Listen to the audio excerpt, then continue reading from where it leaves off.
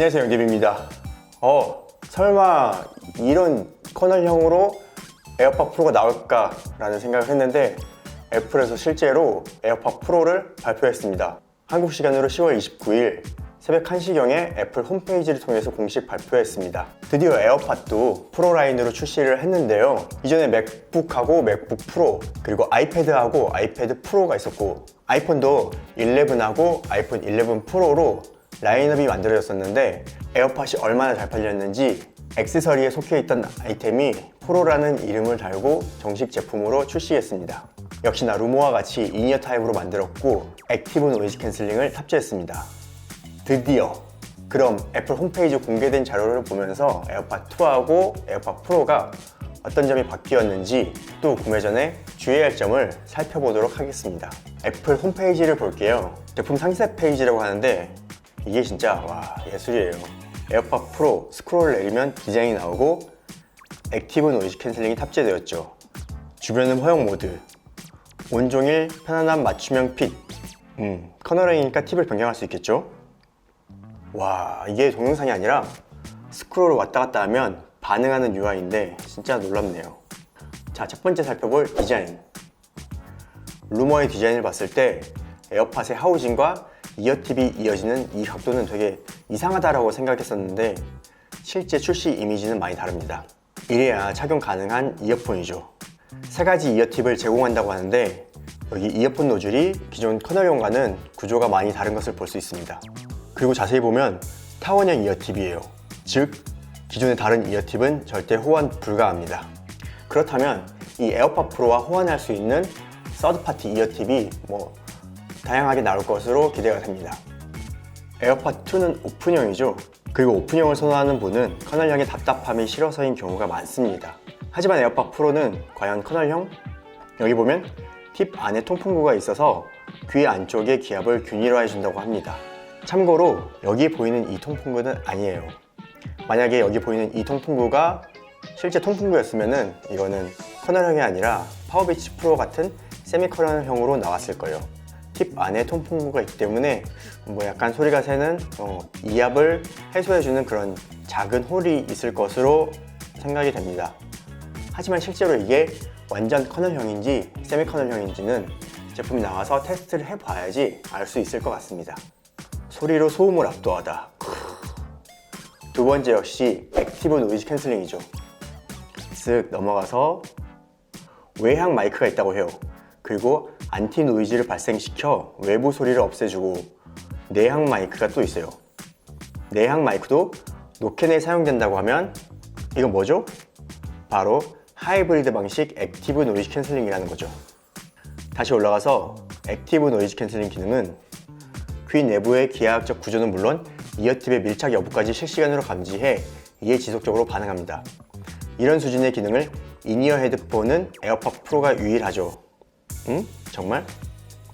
여기서 얘기하는 하이브리드 방식은 이미 몇 년 전부터 보스하고 소니에서도 사용하고 있는 방식입니다. 그럼 성능이 어느 정도일지는 영디비 리뷰 확인하셔야죠. 그렇다면 여기서 영디비 채널 구독과 알람 설정 해두시면 가장 빠르게 에어팟 프로 영디비 리뷰를 확인하실 수 있습니다. 세 번째, 사운드 변화. 에어팟 2는 별다른 EQ가 없었어요. 하지만 에어팟 프로는 적응형 EQ를 탑재해서 드라이버 앞에 탑재한 내향 마이크가 소리를 인지해서 음질을 자동으로 맞춰준다고 합니다. 이거 좀 누라폰에 탑재된 기능하고 비슷할 것 같다는 생각이 듭니다. 누라폰에서도 확실한 변화가 좀 있었는데요. 이게 소리가 어떻게 변하게 될지 참 궁금하네요. 그리고 드라이버가 바뀌었습니다.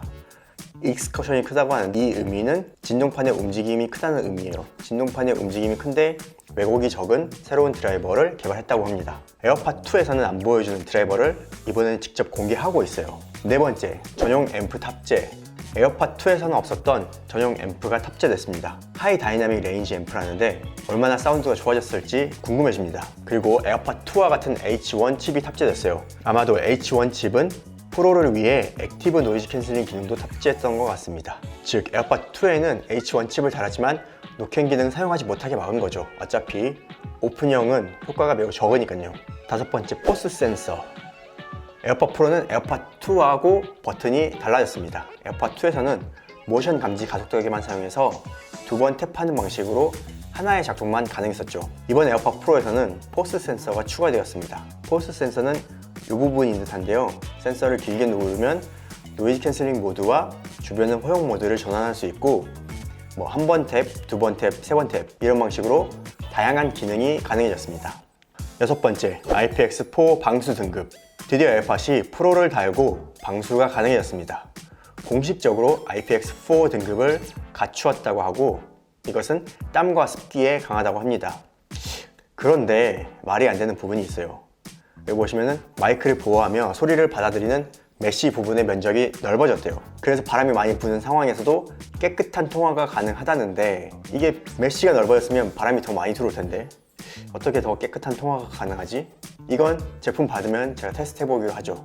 마지막 일곱 번째, 배터리입니다.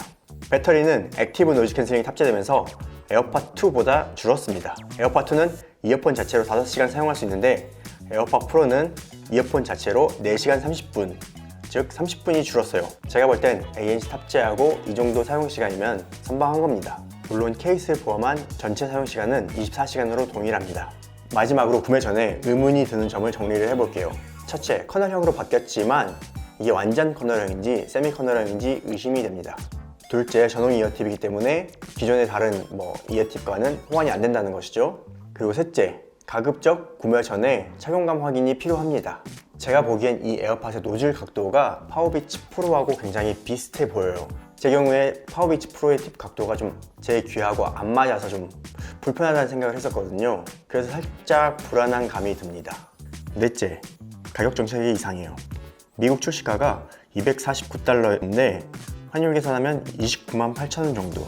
근데 한국 공식 출시 가격은 32만 9천원이에요. 관부가세 포함하면 나쁘진 않은데 배달은 자식인 비츠의 파워비치 프로를 보면 파워비치 프로의 공식 가격은 $249인데 미국은 $50 할인하는군요.